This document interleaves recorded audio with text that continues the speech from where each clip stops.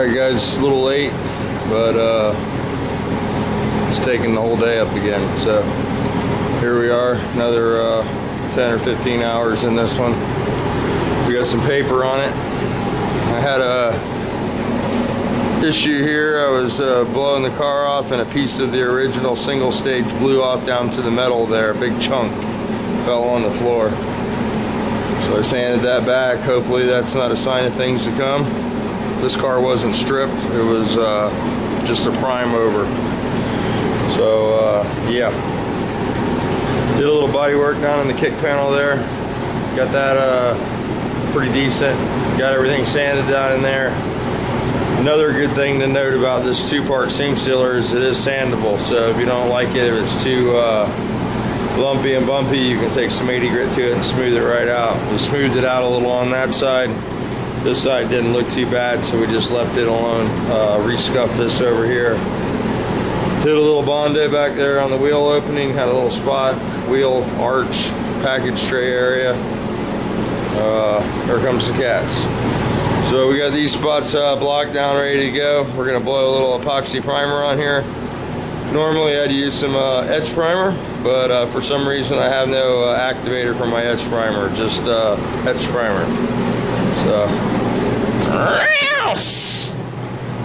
So anyway, that was my big cat imitation. Got that spot taken care of. Both corners where we welded in were a little lumpy. Straightened out that line a little better. The seam where we took the seam apart and put the front clip in there. And you know, I've been walking around this all day and I just saw this spot here, so hopefully we get some primer in there and get that sanded down a little smoother right there. It's always something. So got the fan running. It's a little loud in here, I know, but got to have that on, you know, trying to get the dust pulled out of here, trying to keep the humidity you know, down to 110% at least. We're at 70 degrees, so we should be okay on the temperature. It's a little wet though. Let me blow this off one more time. We'll go mix some primer up.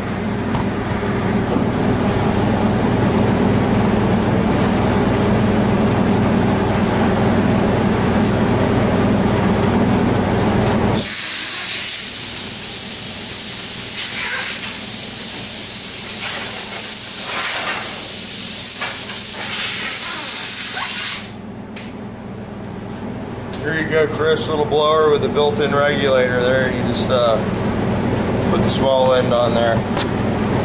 I know you like that kind. So there you go. Works good. 1/4 inch push on. Doesn't rip your paper up that way, you know. Kills the air and still gives you a good blower. All right, let's go mix some stuff up here. I don't know who gave me this shirt, but I thought it was pretty funny. I saw it sitting in Andrea's room. There we go. Got my hat there from Masters Collision Masters Auto Body. Dyslexic bastard. I kept reading it backwards. We got the Nova fender here. It's got a couple issues. We're going to go ahead and prime some of this bare metal and Bondo. I found another dent right here. You can tell I'm tired and trying to get this stuff done and rushing. You can see where I blocked that, and there's a big low spot right there, but somehow I overlooked that. So we'll get the hammer and dolly out and knock that out. I'm not going to pack that full of Bondo. Might have to stud it right there because there's a bracket. Actually, it feels like I can get to it with a hammer. So, but I want to go ahead and get a primer on the top of it because I'll probably block it one more time and reprime it, and then we can prime that spot down at the bottom at that time. So, but let's go mix some stuff up for this Volkswagen. So normally I'd use the 550 etch primer, and a lot of times people come over here and Andrew will give them a splash of this and that, and apparently that's what happened with my etch primer activator. So we're either going to use some NC250 or we're just going to probably use some of the epoxy primer that I have, the PPG industrial stuff. It's okay to go right over bare steel. It's a 1-to-1 product, old school type epoxy primer. Alright guys, here we are, late night edition of vwdarrin, how I do some primering. So we're going to go over a couple things that could be issues. One is your compressor. First thing you want to look at. This is a Bel Air 60-gallon tank, 6-horse motor, 220, I don't know, horse, 1 horse, half horse electric engine there. The number that you want to look at is your CFM number. This is 14.55 CFM at 40 PSI. This is probably one of the smallest compressors you can use and have good luck with a HVLP gun. So we'll talk about the gun next, I guess, because that seems to be a lot of people's problem in the garage. There you go, HPR, you like that kind? Well, my air fitting will probably be stuck open. Let's see. Nope, lucky day. Anyway, guns. So we got a few guns out here just for demonstration purposes, and I don't endorse, you know, any particular brand. Whatever you can afford, whatever you can get your hands on, you know, it's what you got to use. But sometimes you'll have some inherent problems from the type of gun that you pick. A lot of guys like the HVLP, you know, it's what they like. They think that's green and they're going to get that and it's going to work good, and they can make it low pressure and you'll have no overspray and all those good warm things that, you know, you think of when you see HVLP. It's sort of like a warranty on a box in that movie Tommy Boy. But anyway, just my opinion here. This is a starting line, and my starting line probably gets used a lot more than a lot of guys. You can see there's no chrome plating left on that. It's all gone, it's worn off, you know, it's all sweaty, nasty, dirty. It's not dirty, it's just raw aluminum there. But it gets used a lot. And this gun has a very good purpose. This is a great base gun. If you want to spray base coat, any type of base coat that mix 1 to 1.5, 1 to 1, you know, base coat's pretty much all the same consistency. Some covers better than others, but this is an excellent base coat gun, and for nothing else this gun should be used for. One thing we need to talk about with the HVLP, high pressure, or yeah, high volume, low pressure. Excuse me, I get that confused sometimes. Just hang with me here. This is the traditional HVLP gun before they became popular, and in the commercial variety. This is typically what you used to see when people would talk about an HVLP. This hooks to a turbine unit. It's got a rather large air hose, and this gun operates off 6 pounds of air pressure. But you can see from the size of the hose there, we have a large volume of air, and that's one thing that some people in the garage definitely have a problem understanding, is there's a big difference between air volume and air pressure. If you have a small compressor and you don't have a large compressor, you don't have the proper CFM, you might want to look more towards the conventional spray gun. I don't have a conventional spray gun here. The only one I have is this Sokola. This is for clear only for me. This is the clear gun that I like. A lot of guys like the Sadas, a lot of guys like the DeVelvis. I like Sokolas, you know. I seem to have stumbled onto these and they work real well. I used to like Sadas.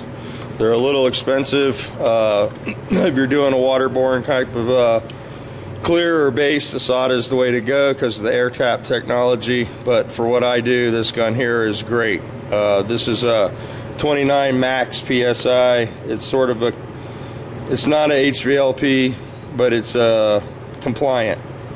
And this type of gun here will make the clear like real foggy looking. It almost goes on like a mist. But it is pretty quick, and it does lay it out pretty nice. There's a couple guys that have bought these and the newer model. These are made in Spain. This is right there. I don't know if you can see it. Made in Spain. And these guys are in Chicago that sell these, and they're really nice people. They got great customer service and all that good stuff. However, these guns all require a large volume of air. The CFM is what we're looking for. You know, the pressure is not so important with the HVLP. The thing that's important is that CFM number, you know. So if you don't have that number up there, you're going to notice that your gun's making a lot of orange peel. So that's the number that you want to look for, you know, 15, 16, 14.55. That's probably an honest number. A cheaper compressor would probably have a higher advertised number, but this compressor will get it done. It does strain for like running the sandblasting cabinet and stuff like that. You know, it's just it's not designed to be used in an everyday shop application. So a lot of guys that are having a problem with orange peel, the first thing that you should do is get you just a conventional spray gun. Don't use the HVLP gun. The other problem I see a lot of guys using is putting the ball filter on the gun. And we talked about this, even the regulator. If your compressor is lacking the volume of air that it needs, anything that you put on this end of the gun is going to make the problem worse. It's going to aggravate it. You'll notice if you put a iridescent bead dryer on your gun or one of the ball filters, when you pull the trigger, you'll get a rush of air and then the air will slow down. And that's because that ball is starving the gun. You know, get you a dryer, buy you a toilet paper filter, regulate your air at the regulator, and you'll be surprised how much different your gun sprays if you regulate it there, not at the gun. Gun should be wide open, and you should regulate your air pressure either at your wall or on your compressor. So a lot of guys have a problem putting reducer in their products. And if you look at your manual, usually there's a viscosity rating on the product, and that refers to a Zen cup. And Milo's Garage did a little video on that, a Zen cup. You'll see some guys drip the paint on the side of the can, and you know, you just want to make sure that your paint's going to flow. These HVLP guns are only good to a certain extent. You know, if you get a high solid product, a real high build primer, even if you have a 1/8 tip and you don't have the volume of air to flow through the gun, it's not going to push it out like a 1/8 tip on a conventional gun. So I think that's why a lot of guys are disappointed when they buy the 2.0 tips or the 3.0 and it's HVLP and they go to spray their primer and it's real peely. You got to remember, a lot of guys that are in the garage that do spray gun videos, the Harbor Freight gun is very popular, and that gun works really good if you have a shop compressor. But if you put that gun behind a little small compressor, you'll get some peel issues and you'll have some stuff, and it's not going to work like some of the guys are showing you, you know.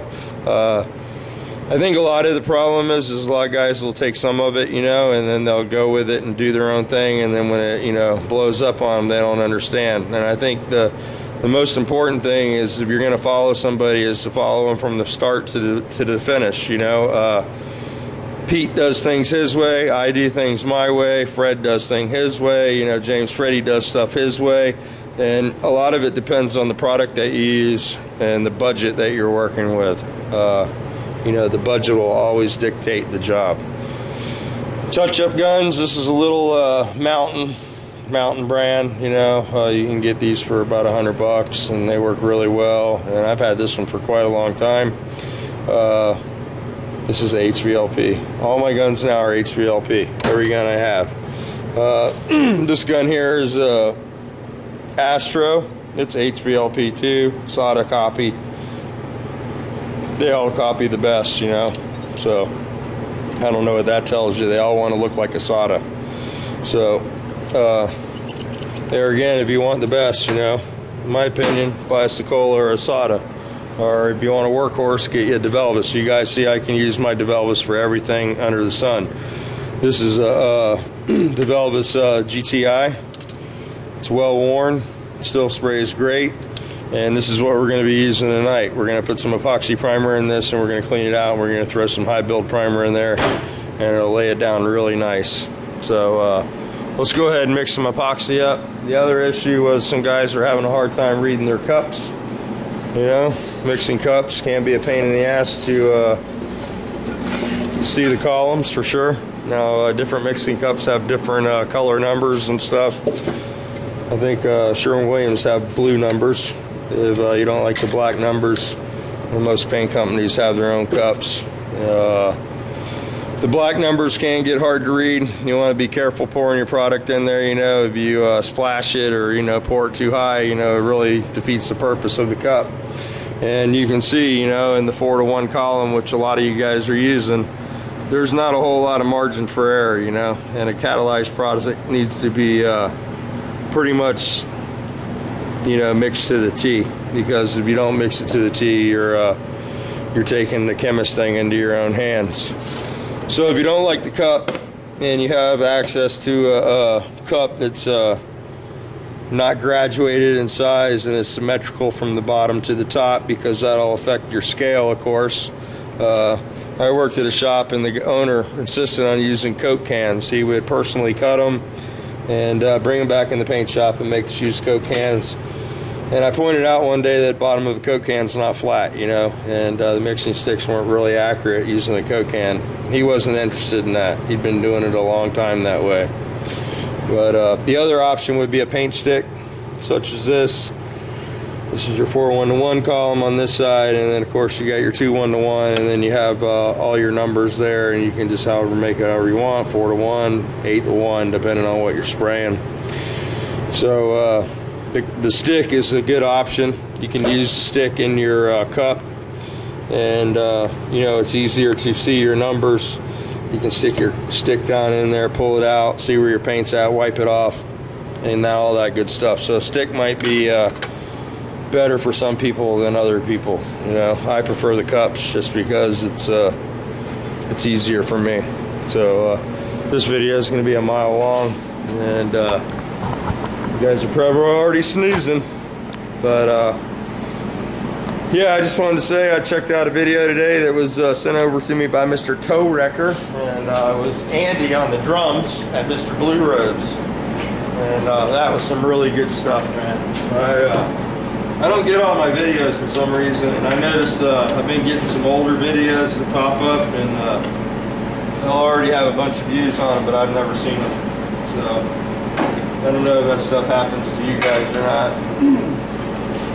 I did see Dano popped up like 3 videos today, so that was pretty cool. A lot of guys will try to filter this product, you know, before they catalyze it.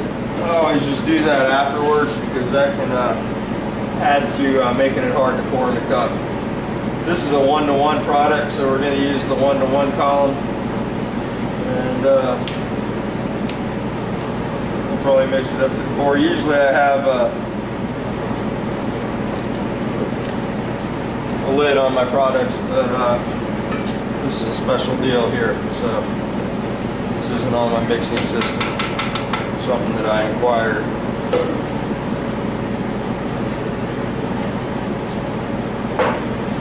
This particular guy is a PPG guy. He likes this kind, so I've been trying to use the PPG stuff that I had on his car. So some people are brand loyal, you know.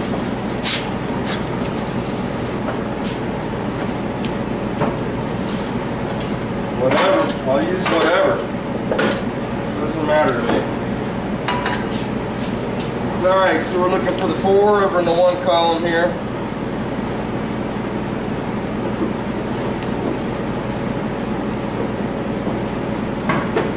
A lot of this epoxy primer has a 30-minute induction period. This stuff isn't that way.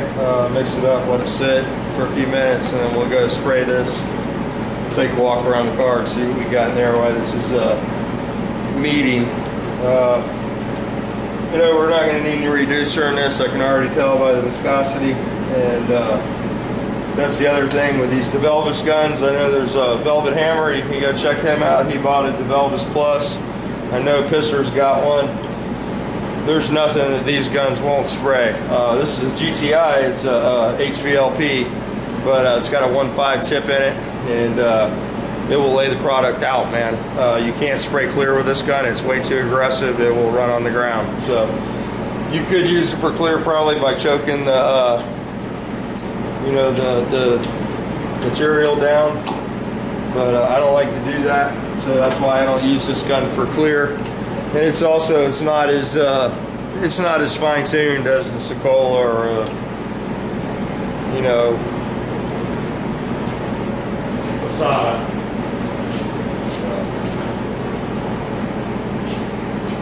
And the Iwatas are nice too. You know, that's another really nice clear gun. But a lot of guys just don't like to spend the money on guns, you know, because it's something that you're only going to use a couple times if you're only doing a car or two. But you know, if you're in the profession, you're obviously going to buy a gun that you can use over and over and over. And that's why I'll spend a little bit of money on guns. And a lot of other people probably don't, you know. But I use them all the time. So it's something I don't mind spending money on. Plus, I don't buy any firearms or anything like that. I've already got all that stuff, so I don't buy guns. And I don't go on tool trucks anymore. So really, it's the only tool that I really splurge on is a paint gun. And it's funny, you know, I've painted a lot of cars, but I remember cruising around YouTube, and you know, you're always trying to get that wet look. You know, you want the clear layout and you want the best possible finish, and you know, you look and see what other guys are doing and using, and that's, you know, another thing with YouTube. You know, you can look at the guys that are laying out the badass paint jobs, and most of them are using a, you know, an Iwata or a Supernova or a Secola or a Sada or a, you know, a newer DeVelvis. So there's a lot to that new air cap technology. I know the new Sada 4000B is designed to spray waterborne paint, and you know, the way it breaks the molecules up in the paint and lays it down on the panel helps it dry, and so there's a lot to that stuff. And those companies usually put some time into developing those guns. They are stupid expensive though. That's the only bad thing about paint guns. And but they can vary the results of your job for sure. Yeah, I think it's more the compressor than the gun, to be perfectly honest with you. And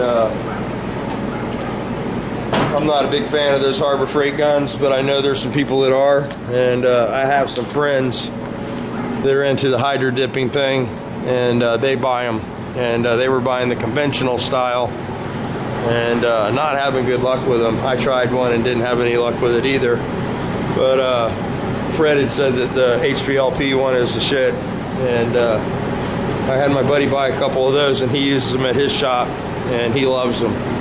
So, you know, that's a situation where it's getting used all the time. They're clearing small parts and stuff, and he has really good luck with them. And he's not the kind of guy that buys an expensive gun, you know, but that gun's working for him. So that's a gun you guys can try if you don't want to go blow the wad. A lot of guys are having good luck with that. But that one, the HVLP model, seems to be the one to have. But again, the compressor can be an issue, you know. A lot of it depends on the compressor and the volume of air you got. And I think that's what's causing a lot of the peel issues. That and the product, sometimes the viscosity is too thick. So, all right, I think we're ready. This video is going to be long. All right, guys, let's throw a little primer down. We're going to put a little epoxy primer first here. And, oh yeah. Organized bench here. Don't mind my mess. So we got some epoxy primer mixed up here. Some PPG. And been using this epoxy on this car. This is a customer requested this brand, and it's a direct to metal. And we're going to throw some of this down, and then we're going to put some primer on top of it.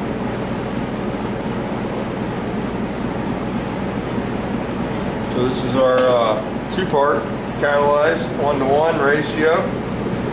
This is the industrial, never supposed to rust again stuff, from what my buddy says. So we're not even going to show you what kind it is, because I don't know about this, but whatever. Here's the Nova fender. We're going to do a little bit on this. I found a big dent in the bottom there I need to fix, so we'll get a little something on that primer or on that Bondo up there so we can block that one time, and then we'll do a reprime. So take you around the car here. We got a few spots here. We're gonna prime the hood. We got the inside taped up. We got a couple little spots on the wheel arch there, one on the kick panel down there, a little bare metal on the glove box, and of course the stuff we did in the back where we're going to be seam sealing tomorrow. So let me go ahead and set you down here, get you where you can see in the engine compartment.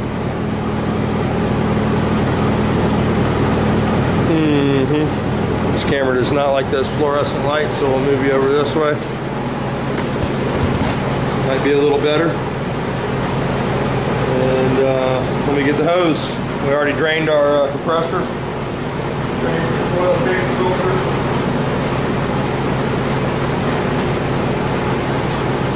Mask on here.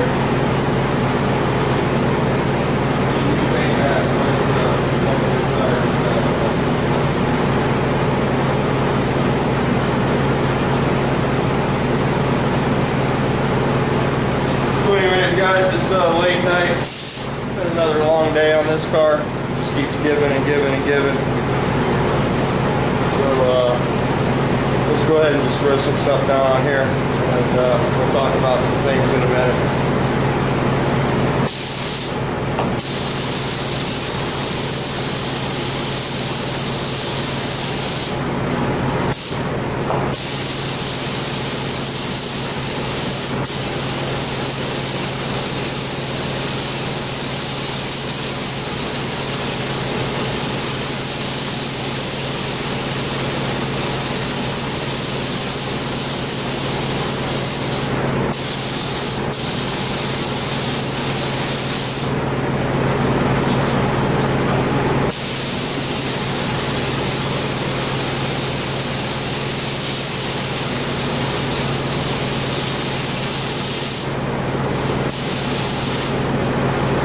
We're gonna turn the air compressor on.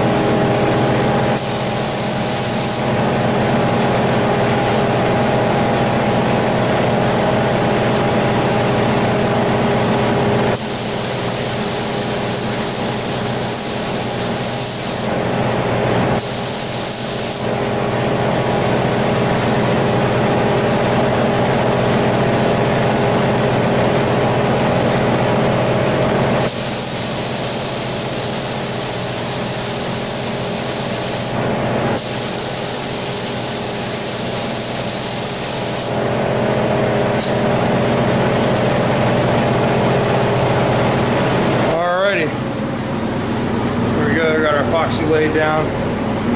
We'll clean this gun out and mix up some 2K.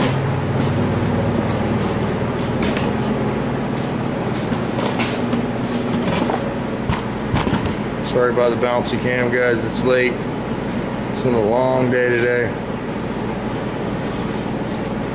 So that's our two-part 1-to-1 mixture of epoxy primer. Got a little extra there. Pour it right back into the container. That'll be hard in the morning. This stuff is catalyzed. We're going to set that out of the way. Get some of this lacquer thinner on the gun and clean it up. A lot of you guys are having some peel issues with the guns you're using. And like I said, I think it's more the compressor than the gun. Make sure you got a good amount of CFM. About 15 CFM is what it takes to run an HVLP spray gun. Conventional gun will take less pressure or less volume of air, not less pressure. Normally a little compressor does better with a conventional style gun than an HVLP gun. A lot of guys will think they got plenty of air pressure, but it's the volume more than the pressure. So I don't know if I'm repeating myself because I'm really tired, but yeah. So next we're going to throw some 2K down over that. We're going to let that flash off for a little while. And put some 2K primer over it. And got to give it maximum protection. Threw a little epoxy over the Bondo areas even. Pouring that into our cup down there. Don't freak out, Tommy, I'm not putting it on the floor. So we're going to clean this gun out. And this is my favorite gun for getting shit done. But I had one of my friends that wanted to buy one of these, and I recommended the Plus instead of the GTI just because GTI seems to be a little more friendly. I don't know, or the Plus does. I know Velvet Hammer was having a little peel issues with this 30 clear. Because that product, the 30 flashes off so fast. What happens, Sean, is it doesn't have time to flow out. That's why if I'm going to use the 30 on anything other than just like a mirror or something, I use the 8, the super slow hardener in it. And you can still buff it in a couple hours. It's still super fast. But not so fast that you can't manage it. You get it sprayed out a little better with an 8 in it. The other thing, the issue that you might be having is with the 1/4 tip, it might be putting a little too much stack in that medium solid, a little too thick. The 1/4 and the Plus works better with the high solid materials, you know, the thicker clears. Let me turn this machine on, mix our primer up. Make 2K.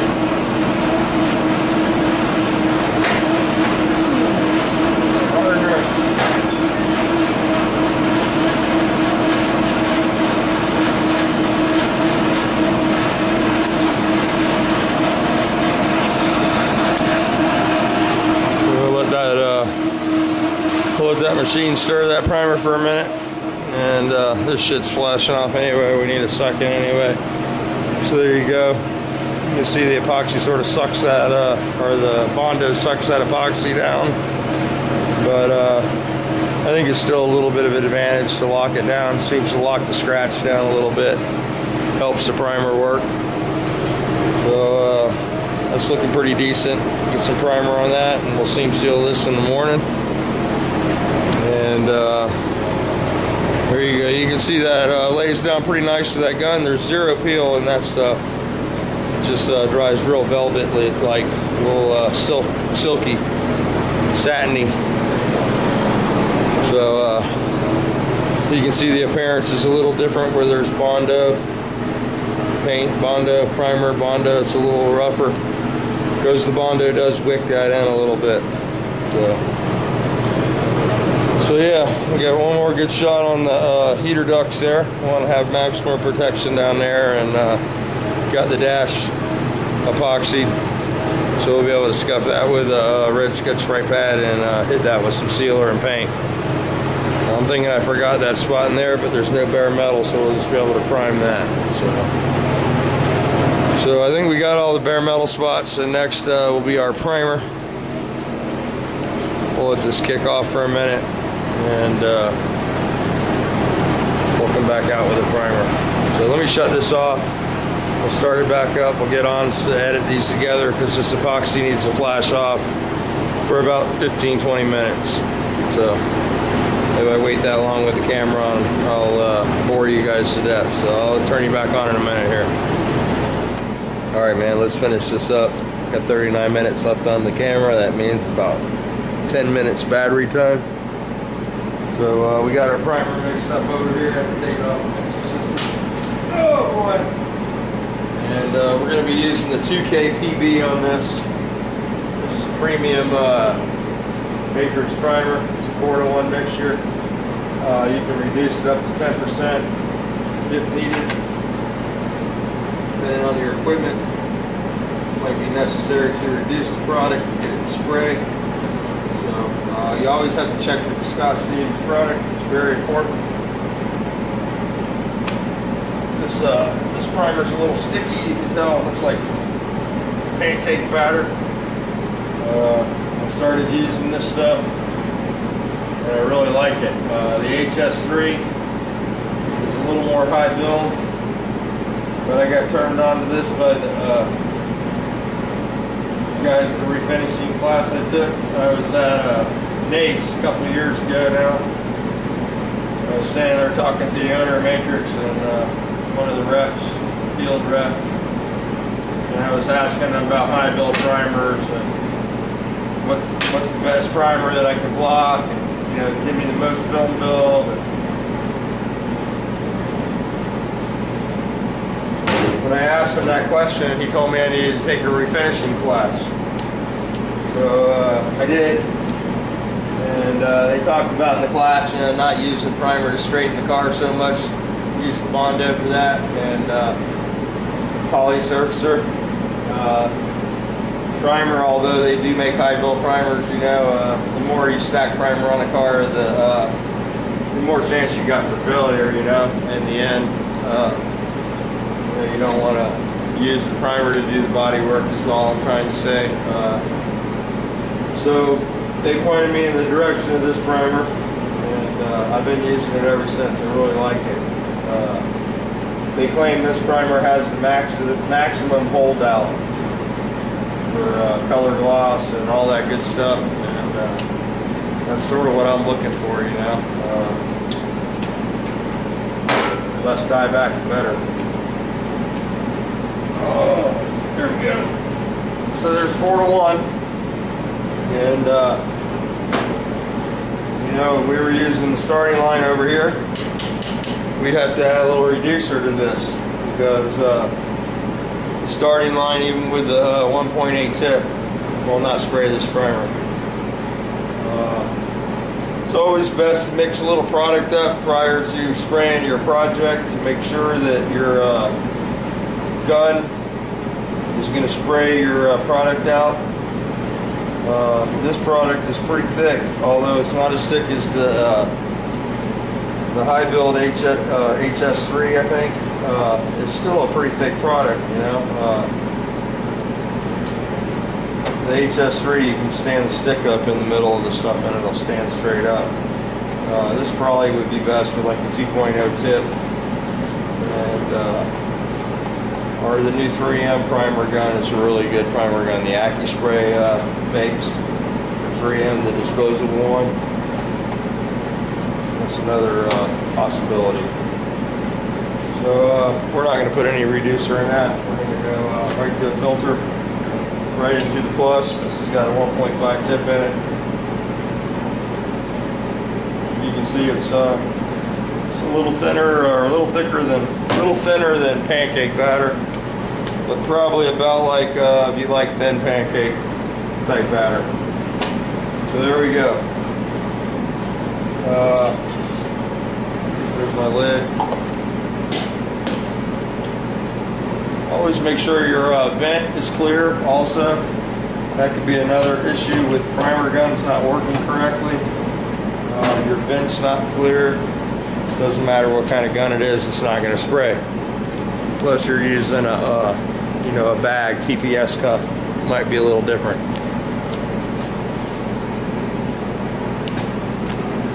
Alrighty. Plug set up back here. And get in here and spray the primer.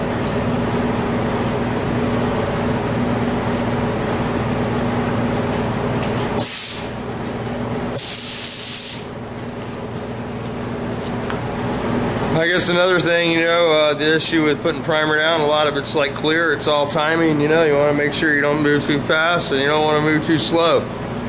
But you want to watch the product as it comes out of the gun, and you should watch it lay down, and don't use so much overlap that you're not melting each pass together. You want it to blend down together and not have dry stripes in between your coats.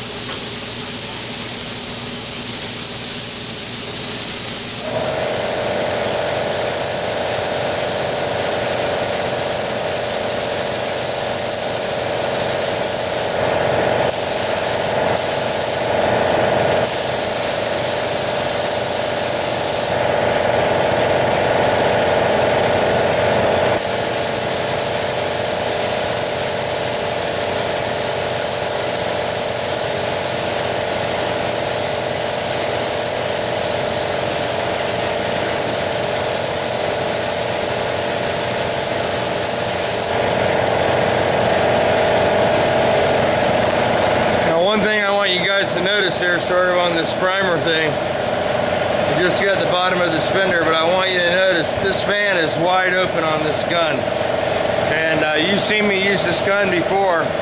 It's got a fairly large fan on it. The thicker the viscosity of the product, the narrower the fan is going to be. So if you get in the habit of narrowing your fan and the product's too thick for your gun, you're going to make the peel even worse. The thicker the product, the harder the time the air cap has atomizing it and making a fan out of it. So if you're noticing your fan is narrow and you can't adjust your fan larger, you might want to add a little reducer. We're right on the borderline of needing some reducer in this stuff. It's spraying very narrow, and I'm overlapping almost 100%, not to get dry spots.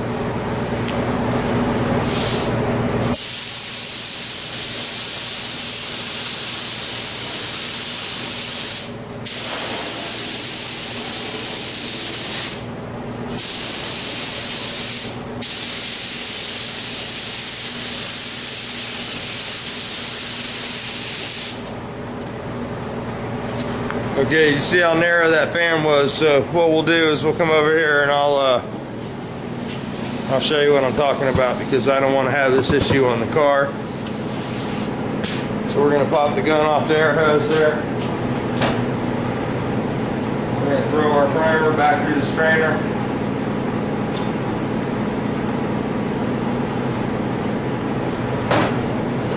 We're going to introduce a little reducer into this now, and you'll see the difference in how this sprays.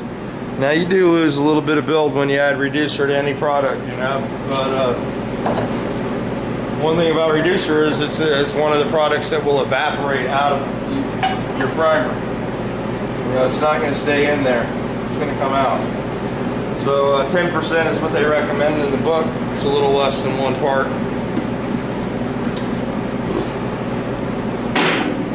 Just that little bit of reducer is going to change the whole character of the primer and how it sprays and lays out. So this is a good example right here. This the gun we're using is more than capable of spraying a high build product, but it's having a hard time getting that through the gun. So what happened to our strainers now? I'm losing my mind. There they are down there. So if you were using the starting line gun, that primer would have been going on like concrete just then. You know, it wouldn't even have been coming out of the gun. So definitely would have needed to put some reducer in it. We got some reducer in this. You'll notice it's going to pour different. It's going to go through the filter different. It was hanging in the filter before. You want it to run through. Of course, you know, this gun had a 2.0 tip. I wouldn't have to put reducer in there. Well, you can see it's laid out. It's not dry. It's not choppy looking. So let me get you set up here. And this primer should spray completely different now.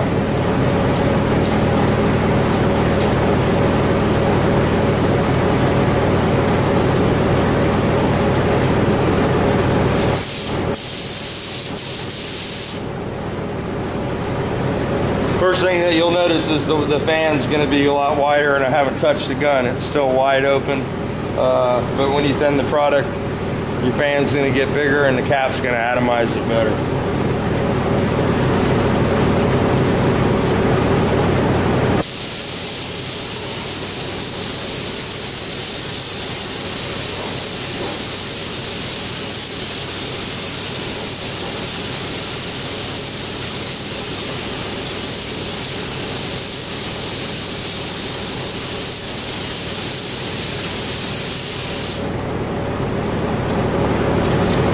You can see how much wetter that's spraying with just, you know, 10%.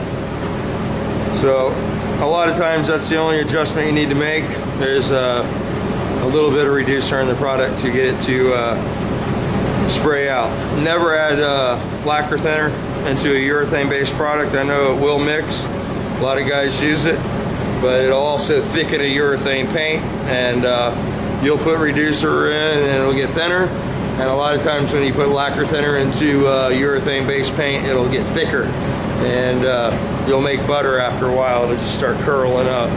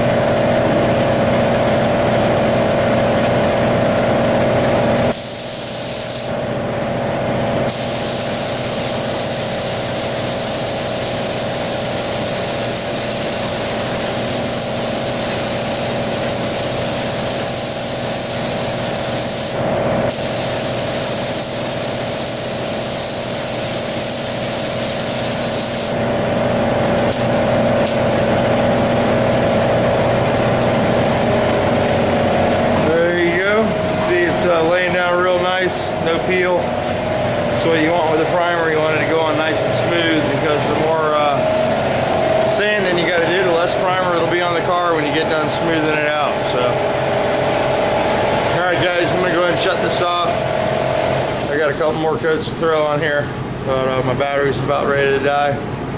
Try to throw these together, get them up for you, and hopefully tomorrow we can do some seam sealing on this, and then we can get it in some paint, man. We're getting close, so closer every coat. Alright, thanks for watching. Alright guys, it's all primed. It's late night, 10:30, 11 o'clock, hell I don't know. It's later and I should be out here.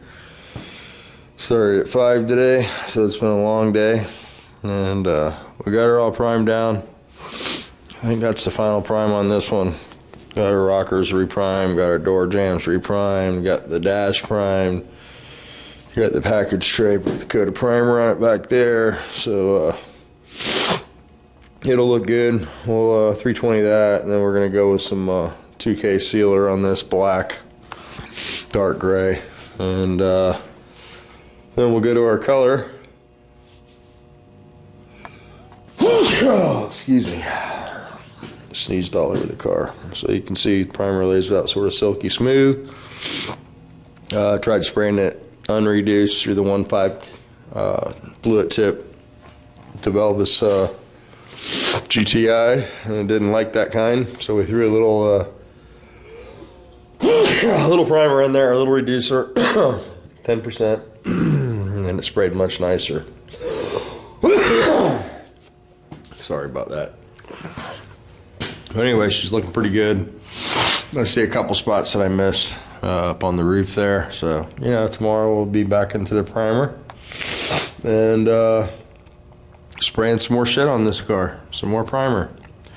So we'll get those spots up there that I missed primed on the top of the roof, and we'll put those doors up on the stand and take a look at them. And chances are we'll have to put some primer in the jambs on those. But all the jambs are looking good in here now, and it's downhill, I think. Yeah, it's not downhill till it's gray. But that's where we're at. Sinuses are going crazy. I think it's time for a new mask. And so there's a Nova fender. It's looking decent. Get a block on that, spray some guide coat down on it, and this will definitely require a second prime, I'm sure. But these were pretty rough, you know. I know a lot of you guys saw these before we got started. We welded some patches in these, and you know, we did the best we could because I don't got $300 a piece for fenders. So there we go. Him and Bernie, I got to get him some paint together, some burgundy paint. I had a gallon of FA or FL that I gave to a guy a couple weeks ago, and it would have been perfect for you. It's a Ford burgundy color, but I'll dig some paint up for you, Bernie. I saw your message there, and PM me your address, and I'll get you some stuff out, some base coat. I'll throw some reducer in it, reduce it, and then you can use your shop line clear right over the top of it. As long as it's a urethane clear, you'll be fine, and that'll get you used to spraying it or whatever. So I thought about that teal back there for you for your race car when you painted your car teal, but too late, you already painted it. So somebody else had asked me about how long base coat stayed stable, and matrix is forever is what they say. You know, so I haven't had to warranty any from it going bad in the cabinet, but you can see I don't throw any of it out. I keep it, and I've had no problem using it now. I saw where Tommy Shoe had a little issue with some paint that he bought used, and the main thing that you definitely, I can't stress enough, is, you know, they make reducer for base coat, and you should always use a urethane reducer, whether it's the brand reducer of the paint or a universal urethane reducer. It should be a urethane reducer. I do have guys that I sell paint to, and they dump lacquer thinner in it, and they say it works just fine that way. Now, they have no warranty when they do that. We all know that if you spray lacquer thinner onto bodywork, it's going to be aggressive and lift the edge. So that's one of the reasons never to use you know, a lacquer-based solvent and a urethane base coat. It can make it stay wet a little longer. It can pick up the edge of your bodywork. It can cause you some serious issues. Another question that I got was, can you catalyze this base coat? And the question to that, or the answer to that, is yes. If you look in the Matrix catalog, there's a activator for the base coat. I believe it's 57 is the number of it. I don't know if it's 057 or just 57, but they do make a base coat activator. If you do activate the base coat, you want to make sure you activate it not in the can, because once you activate it, it will go hard in the can. So a lot of the artists use the activator in the base coat because it's easier to lay your stripes and stuff down without your base coat coming up, so, or peeling up with the tape. I use the blending clear over it, so I don't have that problem. All right, let me shut this off. My battery's about dead, and we'll throw these together for you, and we'll see you in the morning.